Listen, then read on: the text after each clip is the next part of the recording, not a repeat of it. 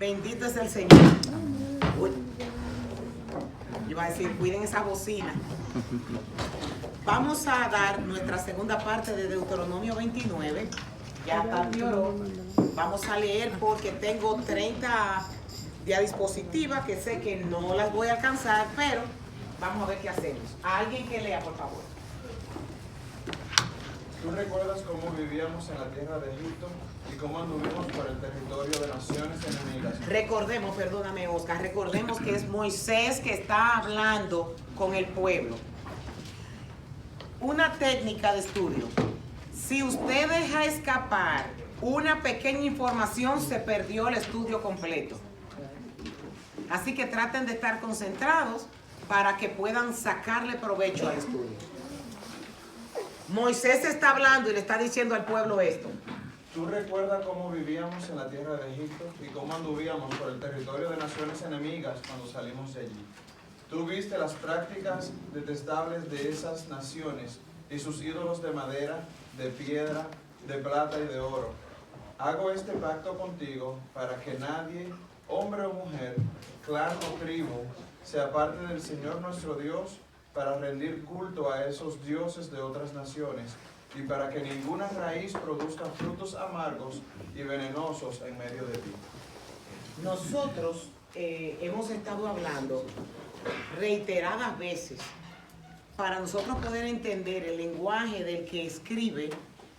Obligatoriamente tenemos que conectar cuál era el escenario que estaba pasando para que estuvieran diciendo esto. Por ejemplo, si yo llego a la casa de uno de ustedes y usted está teniendo una pelea con uno de sus hijos o usted está teniendo un disgusto con su esposo y yo llego en ese preciso momento, yo lo único que estoy viendo es que hubo un problema y que están disgustados, pero el antecedente yo no lo tengo y por eso me voy a perder.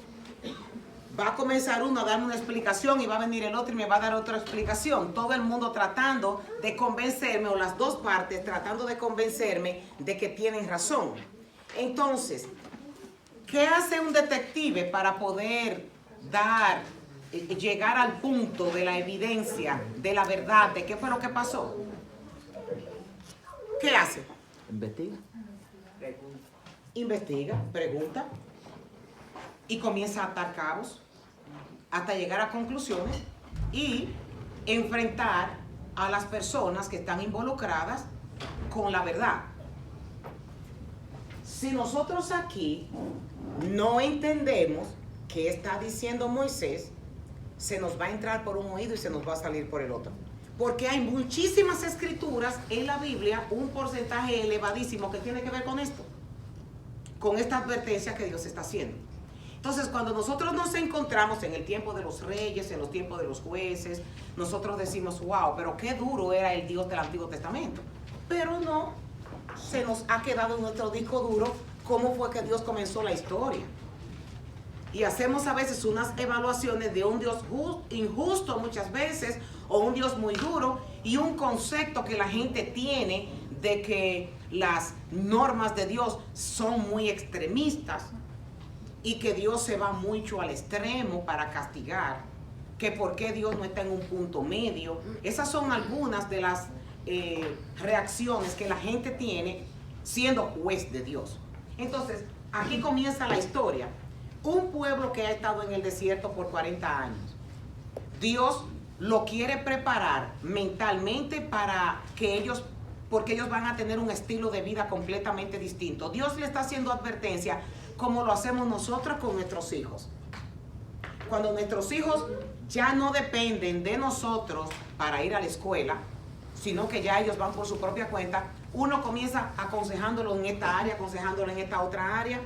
Y muchos padres muchas veces se sienten frustrados por los buenos consejos que le han dado a sus hijos y sus hijos han hecho lo que han querido.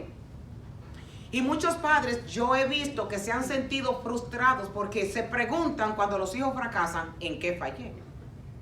Y una vez, una hija le dijo a la madre, tú no fallaste en nada, fallamos nosotros.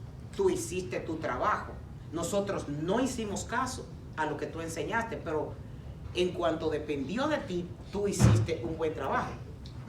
Entonces, parece que no se dio tan duro porque, y nos vamos a quedar todos calladitos. Entonces, todo este preámbulo es para que nosotros podamos conocer la mente de Dios y el corazón de Dios. Muchas veces nosotros estamos en la iglesia y no conocemos al Dios. Mire, usted podrá decir 1000 veces que yo soy repetitiva y eso no me va a ofender. Porque de eso se trata la palabra. De uno ser repetitivo para que a uno se le quede grabado qué es lo que Dios espera de nosotros y qué es lo que Dios manda que nosotros hagamos para que le agrademos. Aquí Dios está dando una clase de reglas. Y la finalidad de esas reglas es, siempre Él termina diciendo, para que les vaya bien, para que mi presencia siempre los acompañe, para que mi bendición esté con ustedes, para yo pelear sus propias batallas, para yo tomar venganza de sus enemigos, para yo ser el que me enfrente. Todas esas protecciones, todas esas promesas están si nosotros obedecemos lo que Dios dice. Y todo lo que Él da es bueno después de ofrecerlo. Entonces, acabamos de leer ahora que Dios está diciendo, prepárense porque ustedes van a entrar a un pueblo donde hay mucha idolatría, en donde adoran el palo y en donde adoran a la piedra. Y yo quiero que ustedes no se contaminen con lo que pase ahí. Aquí nosotros llegamos a un tiempo en donde el pueblo de Israel hizo todo lo contrario a lo que Dios había dicho que se tenía que hacer y levantó profetas. Dentro de esos profetas levantó el profeta Ezequiel. Y yo quiero que nosotros rápidamente leamos. Ustedes escucharon lo que Oscar leyó, las advertencias que Dios dio. Vamos a ver ahora que alguien lea, este es el capítulo 8 de Ezequiel, y vamos a ver los resultados de la desobediencia de lo que Dios dijo que no se hiciera. Alguien que me lea, por favor. Después, el 17 de septiembre, durante el 6º año de cautividad del rey Joaquín, mientras los líderes de Judá estaban en mi casa, el Señor soberano puso su mano sobre mí. Vi una figura con apariencia de hombre, de lo que parecía ser una cintura para abajo, parecía una llama encendida. De la cintura para arriba tenía aspecto de ámbar reluciente. Extendió algo que parecía ser una mano y me tomó del cabello. Luego el Espíritu me elevó al cielo y me transportó a Jerusalén en una visión que procedía de Dios. Me llevó a la puerta del norte del atrio interior del templo, donde hay un ídolo grande que ha provocado los celos del Señor. De pronto estaba allí la gloria de Dios de Israel, tal como yo lo había visto antes en el valle.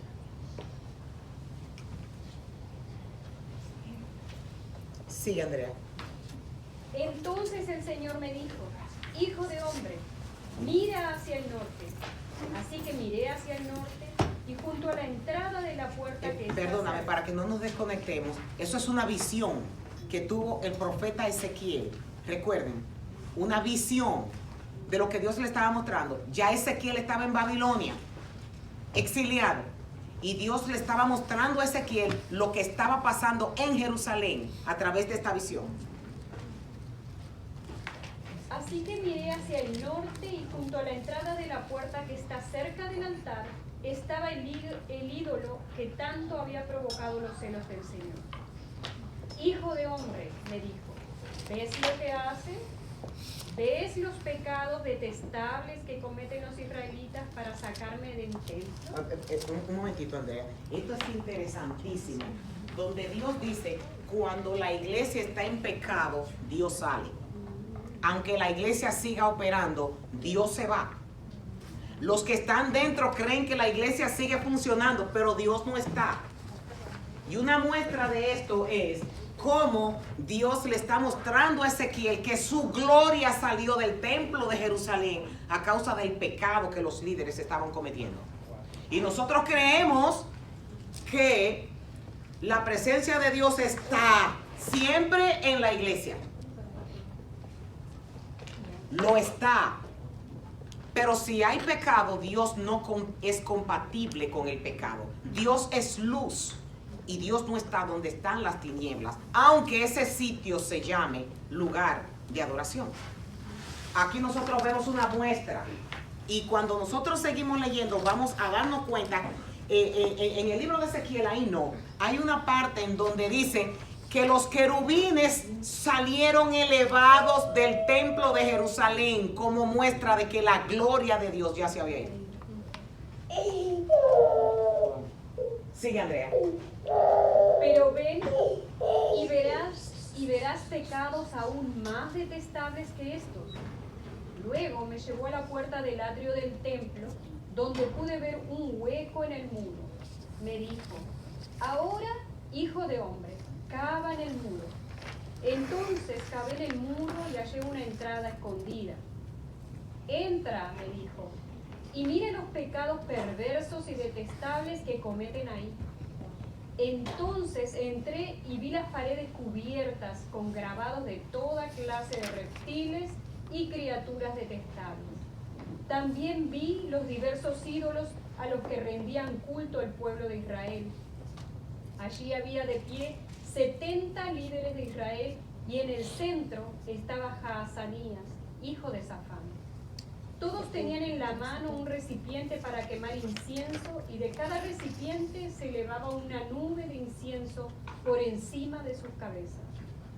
Entonces el Señor me dijo: hijo de hombre, ¿has visto lo que los líderes de Israel hacen con sus ídolos en los rincones oscuros? Dicen: el Señor no nos ve, Él ha abandonado nuestra tierra. Entonces el Señor agregó: ven y te mostraré pecados aún más detestables que estos. Yo quise poner justamente esto en verde para resaltarlo. Dios veía los ídolos ocultos que tenía el pueblo. Y ellos mismos se decían: Dios no me está viendo. No hay problema con lo que yo esté haciendo. Dios no me ve.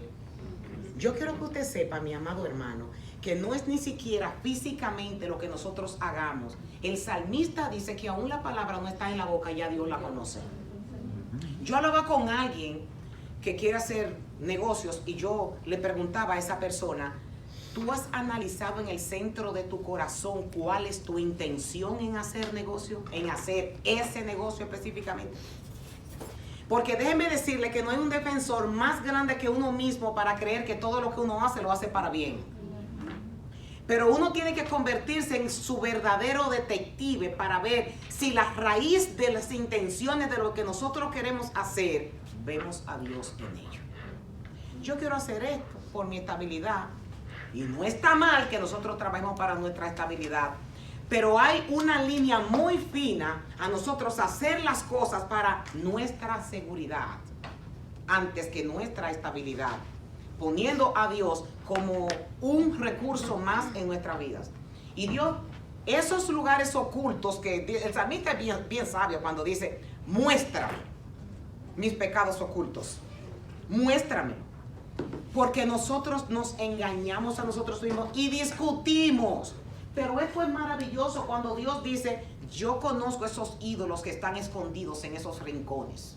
El ídolo que cada persona tiene, Dios lo conoce. Aquí nosotros vemos una escenografía de ídolos visibles, pero nosotros sabemos que ya esa generación pasó de ídolos invisibles, aunque hay todavía mucha idolatría física. Pero usualmente nosotros aquí en Estados Unidos, como dice Juan Calvino, nosotros tenemos una fábrica de ídolos en el corazón.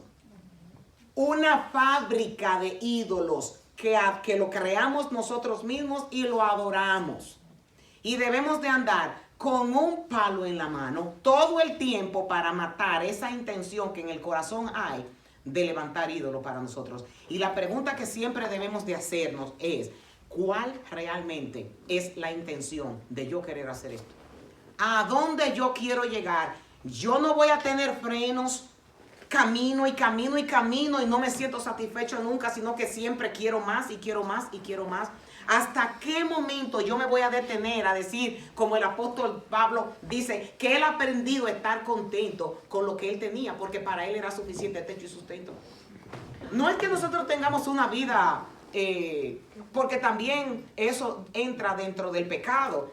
Una persona ser, ¿cómo digo? Bueno, conformista, pudiéramos... Sedentaria. sedentario. O dejado. O ocioso. Hay personas que se conforman con no hacer mucho, pero por su propio beneficio. El beneficio es no trabajar mucho. Hacer el mínimo esfuerzo. Hacer el mínimo esfuerzo. Hay personas que se conforman con vivir, que tener un estilo de vida que no los saque a esforzarse para hacer nada. Eso se llama quererse a sí mismo. Y del otro lado también se llama quererse a sí mismo por querer tener todo lo que se ven en los ojos. Yo no sé si usted se ha dado cuenta de que usted propone metas en su vida y después que termine esa meta quiere comenzar con la otra. Eso se llama la fábrica de ídolos que tenemos en el corazón. Entonces, sus ídolos que están en los rincones oscuros, Dios lo ve.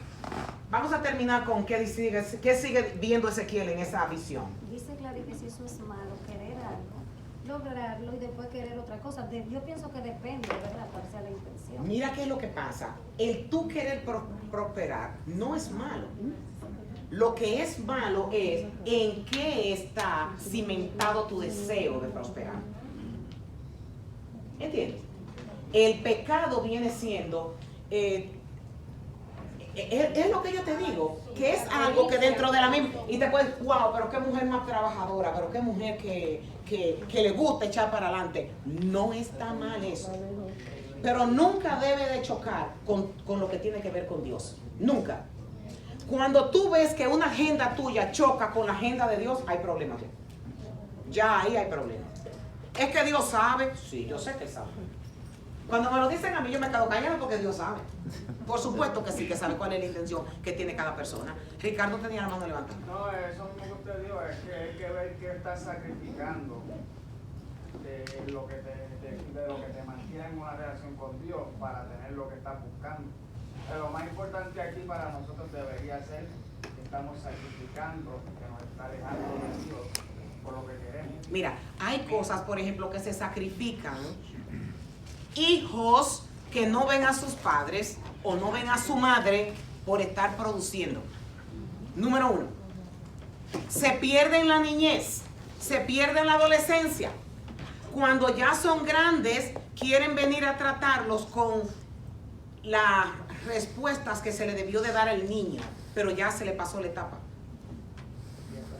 Ya pasó el tiempo. No se pudo disfrutar. ¿Por qué? Una de las cosas que yo siempre digo, el niño no está buscando vivir mejor. El niño no está buscando lujos. El niño quiere al padre, el niño quiere a la madre. El niño no tiene que ver de dónde usted saca las cosas. Yo he visto niños reclamando que lo dejaron solos para darle vidas prósperas. Y ellos dijeron, yo no quería cosas, yo te quería a ti. Entonces hay que tener un balance en las cosas que yo sacrifico para obtener otras. ¿Por dónde íbamos aquí? Así, ok. Sigue, termina, Andrea. Así que me llevó a la puerta norte del templo del Señor. Allí estaban sentadas algunas mujeres, sollozando por el dios Tamuz. ¿Has visto esto?, me preguntó. Pero te mostraré pecados aún más detestables. Entonces me llevó al atrio interior del templo del Señor. En la entrada del santuario, entre la antesala y el altar de bronce, había unos 25 hombres de espalda al santuario del Señor. Estaban inclinados hacia el oriente, rindiendo culto al sol. Aquí nosotros estamos viendo qué era lo que estaba pasando dentro del templo. Y acabamos de leer en Deuteronomio qué le estaba diciendo Dios en el capítulo 22. Entonces ahí podemos nosotros hacer entrelazar lo que Dios advirtió y lo que está pasando aquí.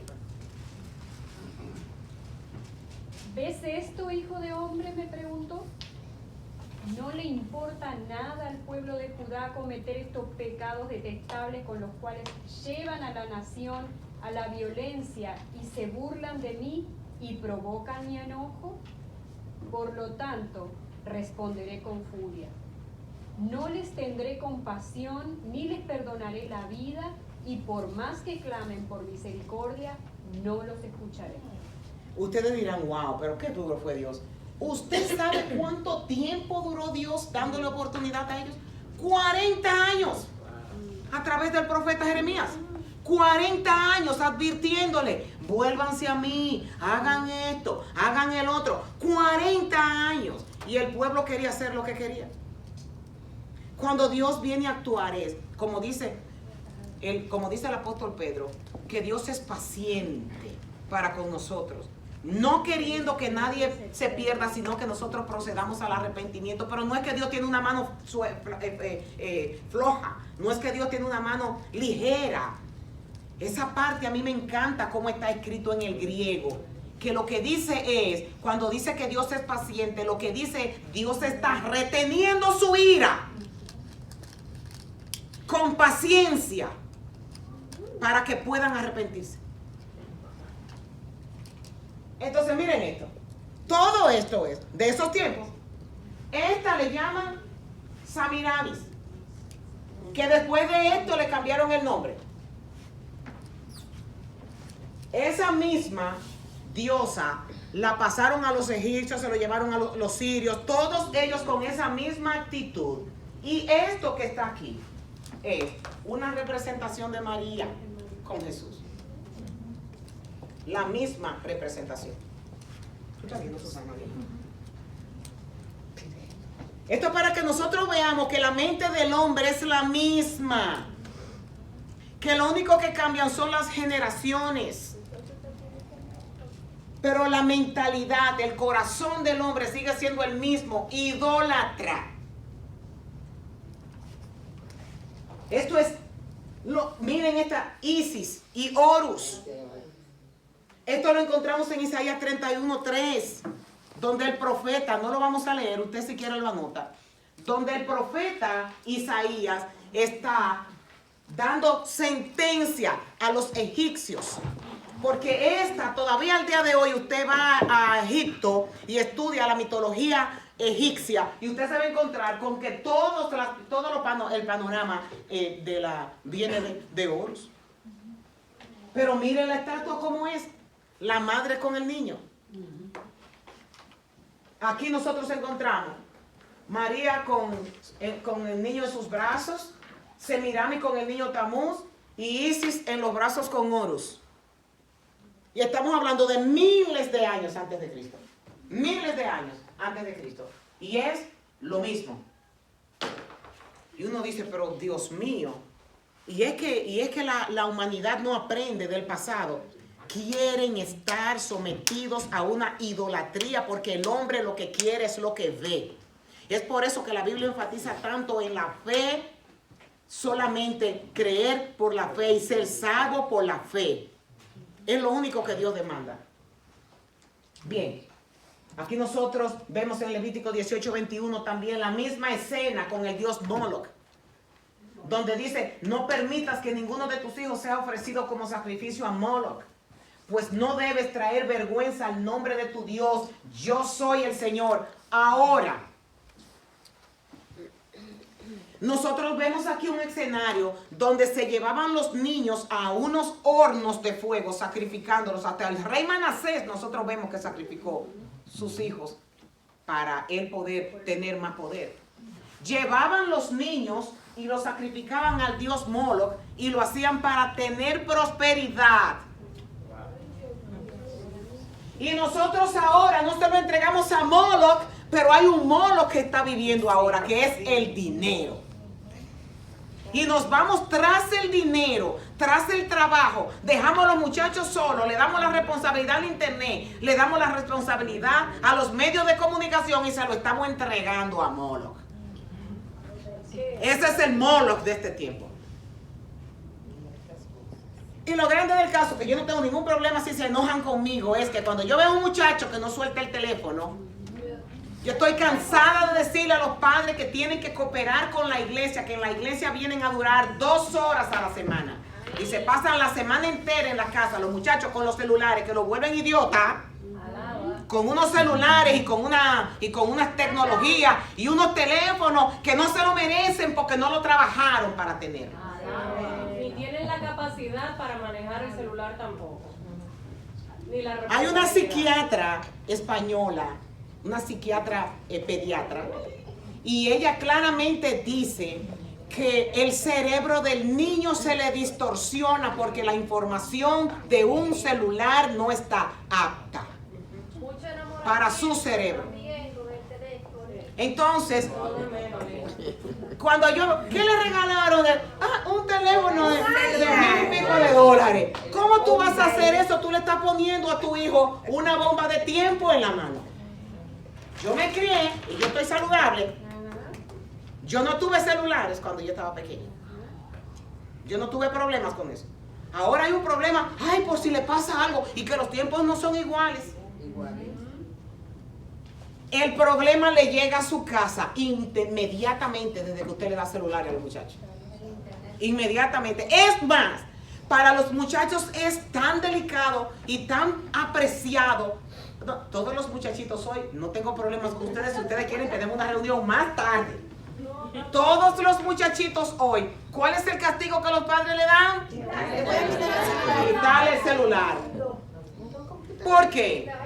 Porque eso es lo central para ellos, eso es lo número uno. Ay, pastora, pero es que yo tengo que comunicarme con ellos, es que yo tengo temor de eso. Cómprale un celular bruto. De tapita. Un celular que solamente coja llamadas. Un teléfono que sea solamente para usted ubicar su hijo, pero que no tenga todas esas aplicaciones inteligentes que usted mismo no lo sabe controlar. No lo quieren vender ya. Sí. Que ahora me vino a la mente No lo del quieren 2019, pero yo lo vi el otro No es día, rentable. ese video, de que de verdad eso es, los celulares son diabólicos para los hijos, definitivamente los niños. Había no sé en qué país, parece un país asiático, la mamá estaba como en tráfico, no sé quiénes vieron ese video también, y estaban en tráfico en un puente y la mamá le quitó, ella estaba guiando, le quitó el celular al niño, el niño salió del carro y se tiró y se mató, de 12 años. Sí. Eso yo lo sé, Yo les di una clase a ustedes de decirle cómo ponerle protección a los celulares de los muchachos. Yo soy una vieja y yo tengo protección en mi celular y tengo protección en mi computadora. Yo pago $17 mensuales solamente para yo proteger mis ojos. Solo para eso. Yo, sola, que no hay quien me supervise. Imagínate esos muchachos que no tienen supervisión. Que están en unas habitaciones solas con unos celulares haciendo no sé qué cosa. Que duran hasta las 12 de la noche, hasta la 1 de la mañana. Usted no sabe qué están haciendo. Y usted durmiendo en su casa. Y usted se cree que el muchachito está durmiendo como un angelito. Y lo que están es en 3 dimensiones. Con muchísima gente alrededor dentro de la habitación. Y usted tiene de invitado el mismo Satán en su casa. Quemándose con molotov. Perdóneme, mi hermano, que usted por primera vez que viene, que usted dirá, esta pastora,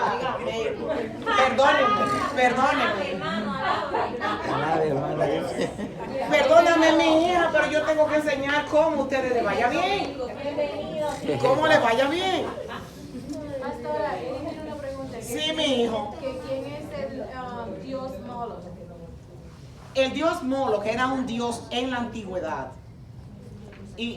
Y ese dios lo que hacían era que los padres le llevaban sus bebés para quemarlo, los bebés, se lo entregaban al dios para que el dios le concediera favores. Él dice que si eran, ¿de dónde era? ¿De Egipto o...? Estaba en Israel, en toda esa área del Medio Oriente estaba. Estaba en Israel y todos esos reinos lo tenían. Porque imagínense, nosotros no somos de allá y tenemos a Moloch aquí. Los abortos, ¿de dónde vienen? Yo tengo que deshacerme de este muchacho porque si no esto me va a mí a atrofiar mi futuro, tengo que deshacérmelo. Entonces nosotros tenemos en los quirófanos otro sacrificio para Moloch. Sí, amén. Dios les bendiga a todos. Amén. Mi nombre es Isaías Ramírez, evangelista del Señor, soy amigo de Manuel.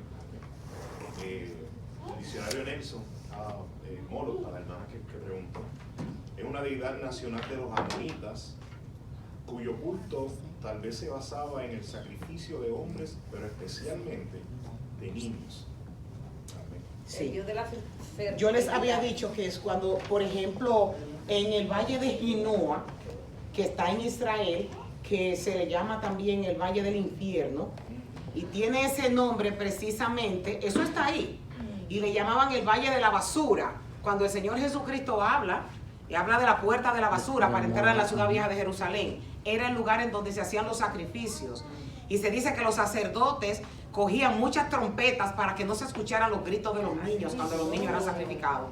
Y se tocaba bien cuando se hacía el sacrificio y el niño era metido en el horno. Pero bien, vamos a seguir con Deuteronomio 29, que es nuestra clase. Alguien que siga leyendo, por favor. Los que oyen las advertencias de esta maldición no deberían confiarse demasiado y pensar: estoy a salvo a pesar de que sigo los deseos de mi corazón terco. Eso los llevaría a la ruina total. Y el Señor jamás perdonará a los que piensan así. Por el contrario, su enojo y su celo arderán contra ellos. Les caerán encima todas las maldiciones escritas en este libro, y el Señor borrará sus nombres de la faz de la tierra. Esto nosotros ya lo hemos hablado en otras clases, e incluso el salmista también lo dice, cuando él dice que el hombre malo dice que no hay Dios. Aquí Dios está diciendo a través de Moisés que la persona peca, y peca creyendo que no lo está viendo, lo mismo que nosotros leímos paralelamente con Ezequiel, diciendo estoy a salvo a pesar de a pesar de los deseos de mi terco corazón. O sea que no importa lo que yo haga, no hay problemas. Y sobre todo, nosotros creemos que cuando cometemos un acto de desobediencia y a la semana próxima no nos viene un castigo, es porque estamos exonerados y que Dios nos vio, que Dios no nos vio, y que podemos seguir por la misma rienda. Y cuando vemos que en la próxima semana volvemos y cometemos los mismos actos y Dios no hace nada en nuestra vida, tampoco hay problema. Eso está aquí. Cuando la persona dice, estoy a salvo, yo voy a seguir lo que mi terco corazón dice porque Dios no me ve. Y Dios escribiendo. Y Dios escribiendo. Mucho cuidado con ese pensamiento. Dice el proverbista en el versículo 29, en capítulo 29, en el versículo 1, que el hombre después de mucha reprensión endurece la cerviz. De repente será quebrantado sin remedio. Habla de que después de decir tanto, no hagas esto. Por ejemplo, nosotros aquí como creyentes, todos nosotros sabemos lo que Dios le agrada y lo que no le agrada. Sin embargo, ¿con qué facilidad nosotros nos deslizamos y caemos en pecado? ¿Con qué facilidad? Y por eso es que el salmista dice que después de mucha reprensión, cuando tú crees que no te va a llegar la caída, ahí llegó. Dice Deuteronomio, el proverbista, perdón, sí.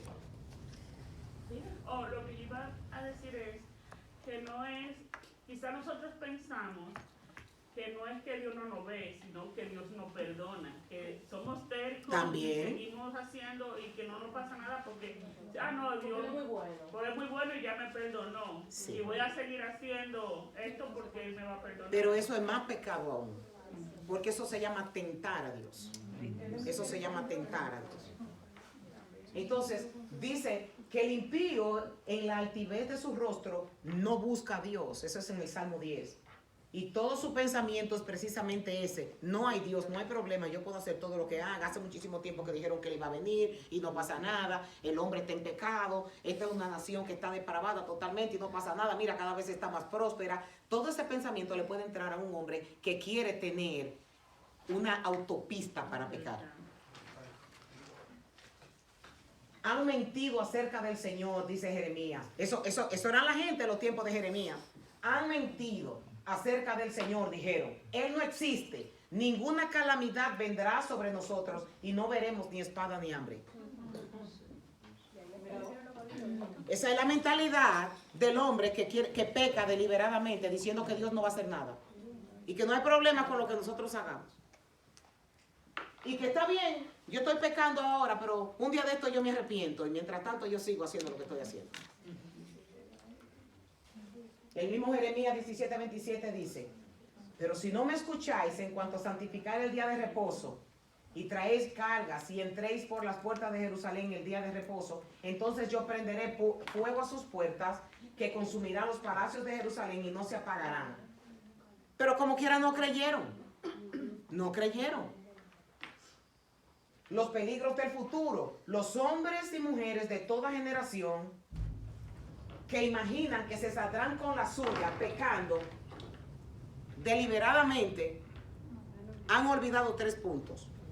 El punto 1 se trata del pecado oculto.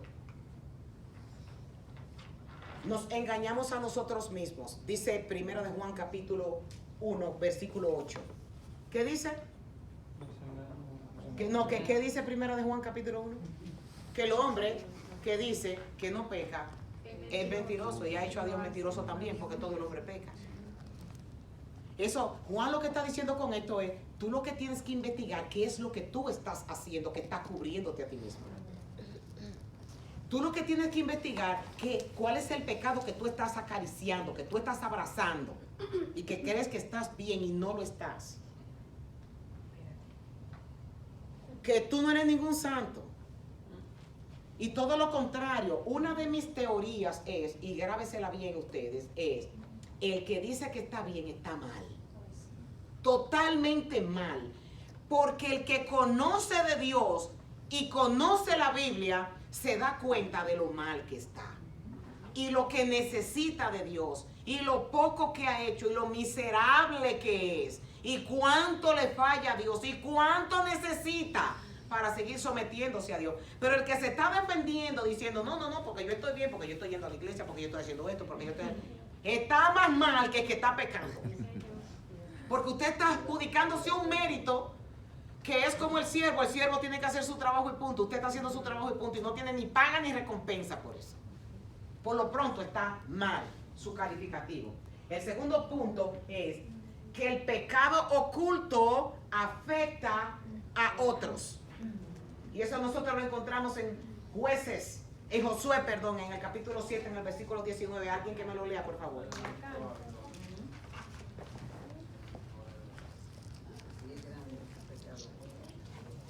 El pecado que nosotros cometemos, aunque usted crea que no, afecta todo su entorno. Todo su entorno. 7:19, que lo lea, por favor.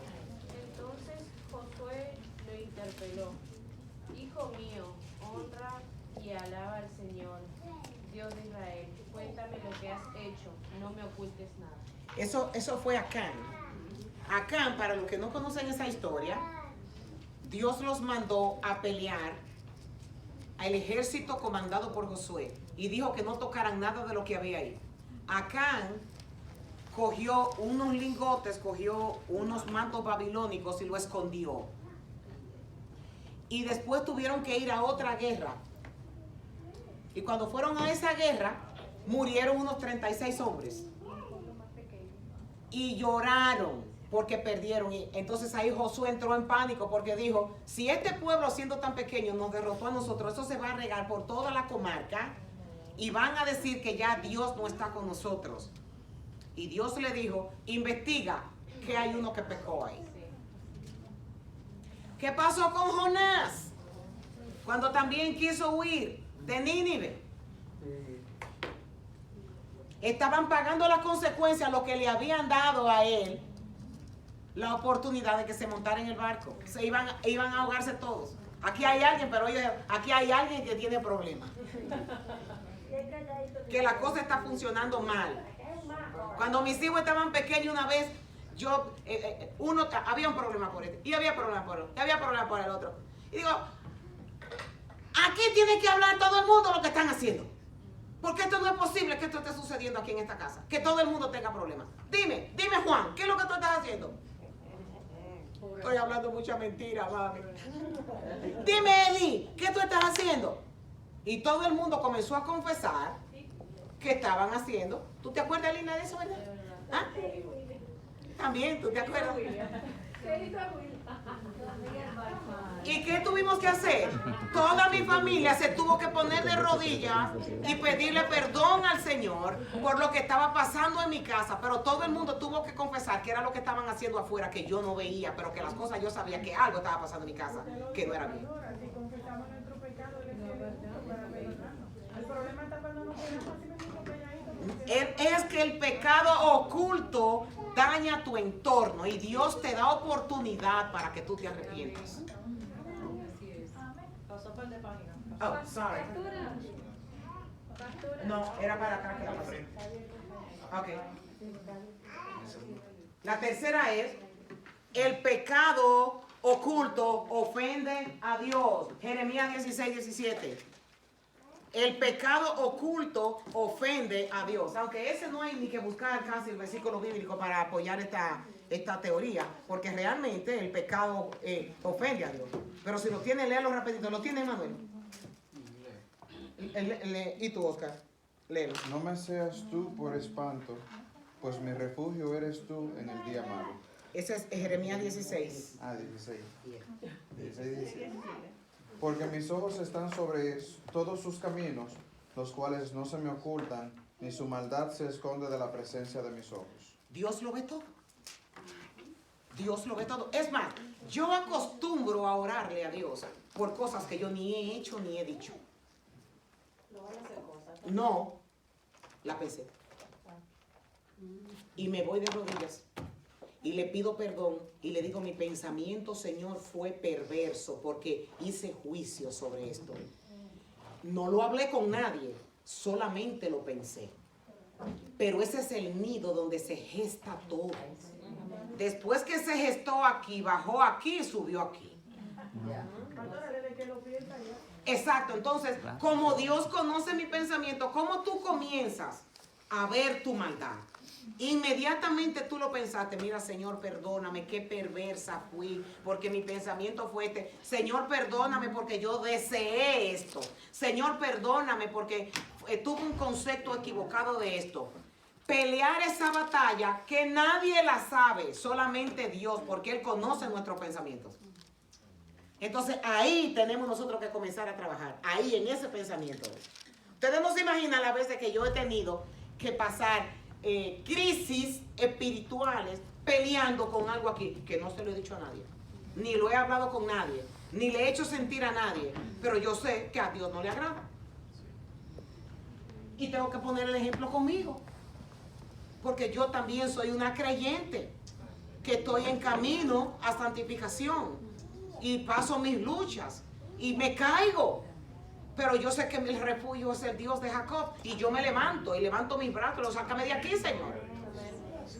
O sea, el pastor que le venga a usted a decir que está aquí arriba, puede que sí, pero yo estoy aquí abajo, a lo mejor más abajo que toditos ustedes. ¿Cómo afecta a otros mi pecado personal? Alguien lea, por favor. Mi pecado personal privado. Todo lo creado tiene una semilla de la cual se propaga según su género. Génesis 1, 11, 21, 22. En estos versículos que ya yo lo leí, lo que habla es que Dios creó la planta y que hizo semilla y que con esa semilla se iba a reproducir. Que Dios creó los animales y que esos animales se iban a reproducir. Entonces de ahí es que viene que todo según su género se va a propagar. Sigue, Andrea. En otras palabras, no sembramos maíz y esperamos una cosecha de remolacha. Exacto.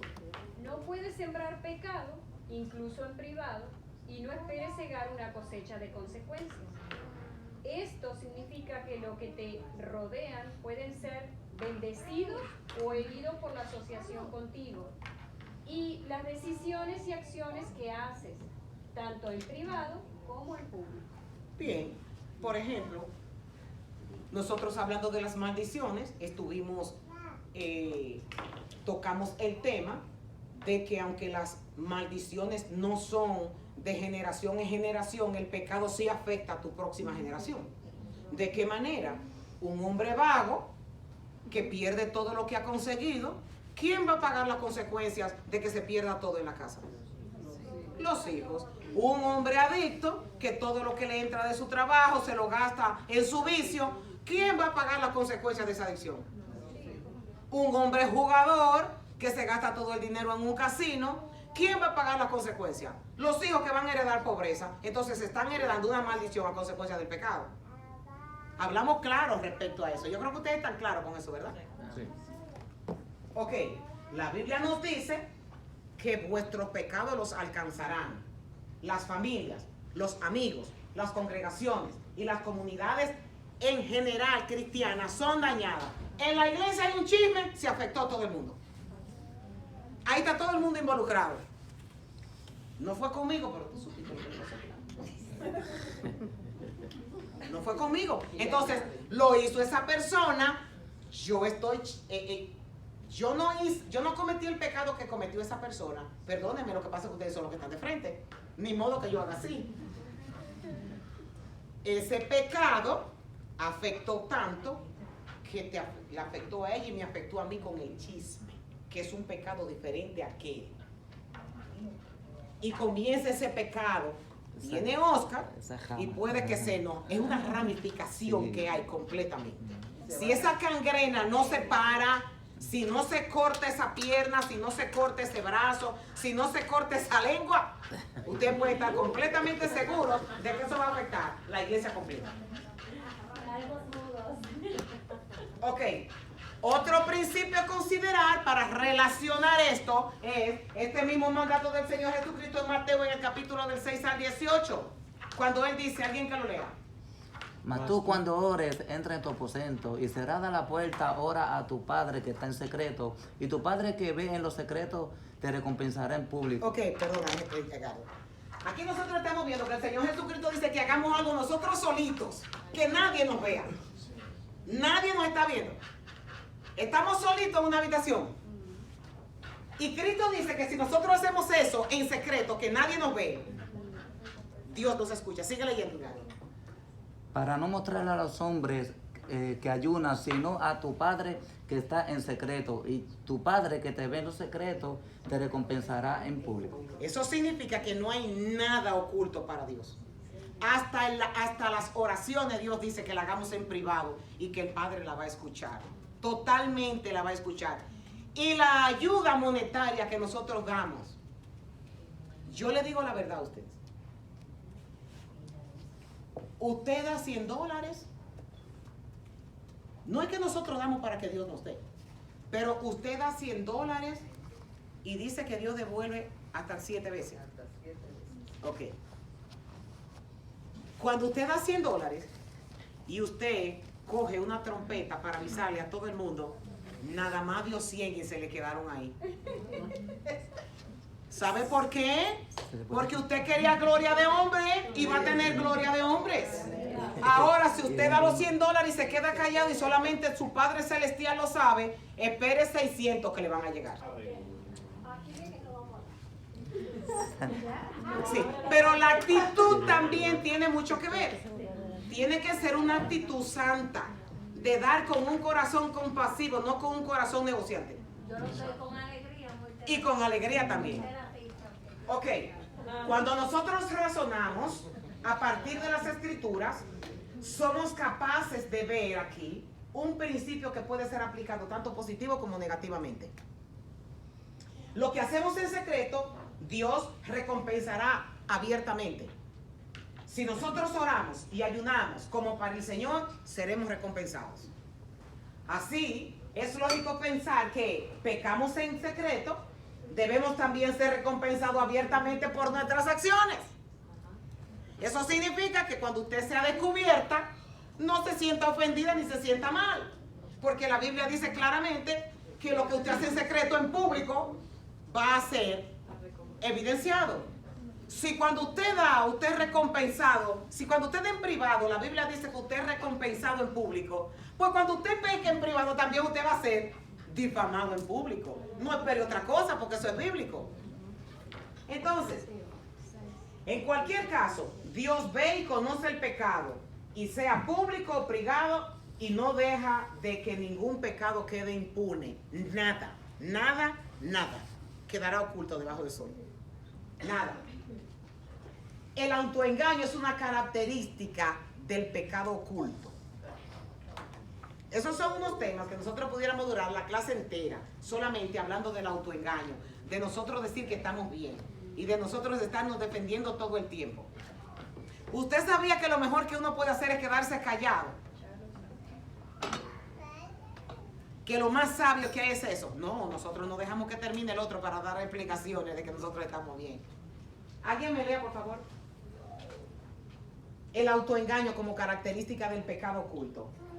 Es uno de los rasgos más terribles del pecado humano que embota nuestra percepción y afecta nuestro juicio, corrompe nuestro pensamiento y distorsiona nuestros valores.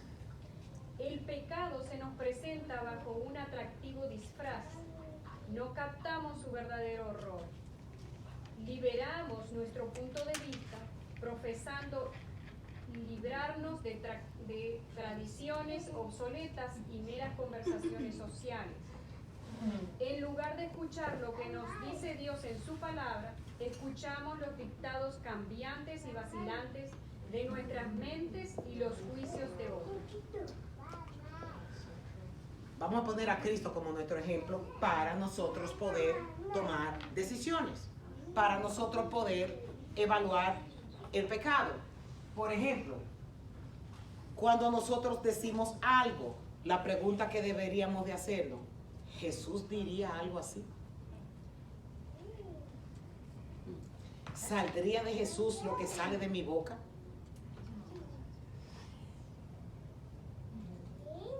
Esa debe ser el cuestionario que nos debemos de hacer todos los días. ¿Jesús diría algo así? ¿Este proceder mío refleja a Cristo? Analícenlo eso. ¿Este proceder mío, esta actitud mía, refleja a Jesucristo?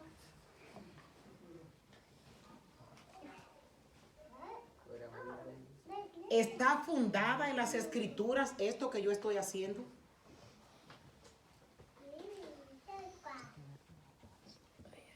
Esta era una preocupación del salmista, cuando él dice en el Salmo 19, en el versículo 12 y 13, ¿cómo puedo conocer todos los pecados escondidos en mi corazón? Límpiame de estas faltas ocultas. Libra a tu siervo de pecar intencionalmente. No permitas que estos pecados me controlen. Entonces yo estaré libre de culpa y seré inocente de grandes pecados. Esa es la versión Nueva Traducción Viviente. Esa definitivamente debería de ser la reflexión que nosotros cotidianamente deberíamos de hacer. Mira, yo creo que con esto que nosotros nos llevemos, ya la clase está dada. Con esa lámina. Cristo haría esto. Cristo diría esto. ¿Reflejo yo a Cristo con esto que estoy haciendo? ¿Las Escrituras me apoyan con esto que yo estoy haciendo? Y si no hay fuerza de voluntad, pedirle al Señor. Justamente lo que el salmista dice, Señor, mira, estos pecados ocultos que hay de... Óigame. Esto es como que el sol va a salir mañana. Y aunque usted vea que no brille, como quiera sale. Porque no importa que esté cubierto de nubes, como quiera salió. Y esto usted lo puede escribir esta noche y dará testimonio si lo practica en su vida. Dios está interesado en que nosotros limpiemos toda la basura que tenemos dentro. Más que usted. Porque nosotros somos los que nos engañamos, tratando de taparlo y justificarlo. Ahora, si somos sinceros, como lo fue el salmista, diciendo que lo ayude a ver cuáles son esos pecados ocultos, y usted se va de rodillas, Señor, mira, muéstrame mi maldad, muéstrame mis pecados ocultos, muéstrame, Padre, de cuáles son las múltiples formas en las que yo te ofendo. Señor, por amor a tu nombre, santifícame, santifícame, Señor. ¿Usted cree que Dios se va a quedar de brazos cruzados? Esa respuesta le va a usted a llegar más rápida que el carro que le está pidiendo. Porque el propósito de Dios en nosotros es precisamente eso, santificar. Yo preparé para esta clase 30 vías dispositivas y tengo 18 y ya son las 8 de la noche. O sea que la terminamos y vamos a continuar en la próxima clase. y vamos a pedirle al Señor que nos ayude de lo que hemos aprendido para poder ponerlo por obra. Vamos a orar a un voluntario.